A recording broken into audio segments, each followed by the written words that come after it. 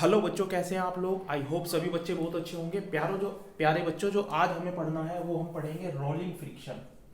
क्या? Rolling friction. ठीक, ये क्या है? देखो, ये मेरे हाथ पे मार कर रखा है, मैं इसको चला रहा हूँ। ठीक, अब ये चल नहीं रहा।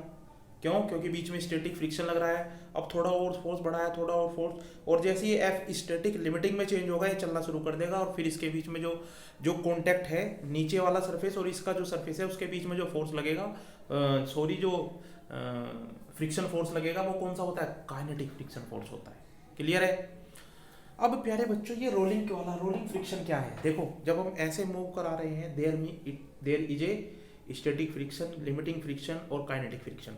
बट अगर मैं इसको ऐसे मूव कराऊँ, यहाँ रखा, ऐसे मूव करा रहे हैं, ऐसे चलते, then the surface between the rolling body and the contact body, जो इस सरफेस के बीच में फ्रिक्शन लगेगा, इस जगह पे वो कहलाएगा रोलिंग फ्रिक्शन। बात समझ में आई? क्या है रोलिंग फ्रिक्शन?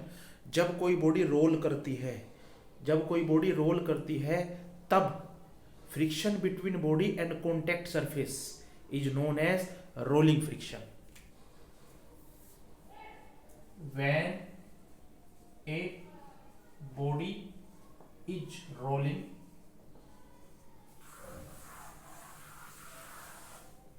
then friction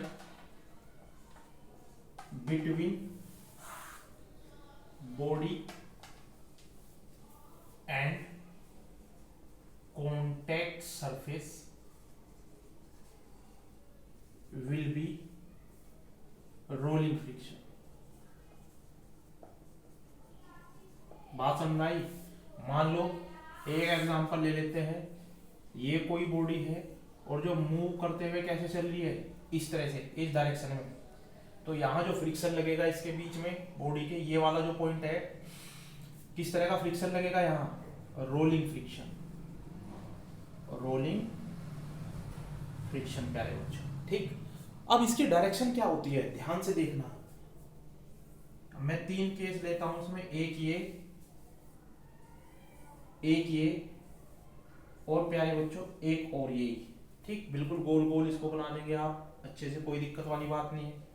ठीक है बच्चों, यहां देखो, एक केस तो ये है जब इस पर फोर्स यहां लग रहा है, फोर्स एक केस यहां है जब इसके सेंटर पर फोर्स लग रहा है।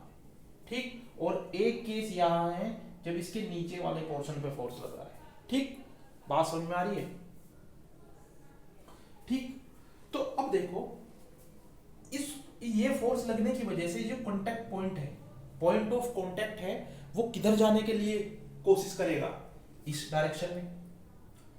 समझ रहे हो? अगर वो इस डायरेक्शन में जाने की कोशिश करेगा प्यारे बच्चों, तो फ्रिक्शन हमेशा क्या काम करता है? Oppose to motion. तो फ्रिक्शन फोर्स किस डायरेक्शन में लगेगा? यहाँ, इस डायरेक्शन में। अब इस वाले केस की अगर हम बात करते हैं, तो अगर बीच से कोई बॉडी पकड़ करके हम इस तरह से खींचेंगे तो वो रोलिंग तो करेगी नहीं, घिसटेगी इसके ऊपर।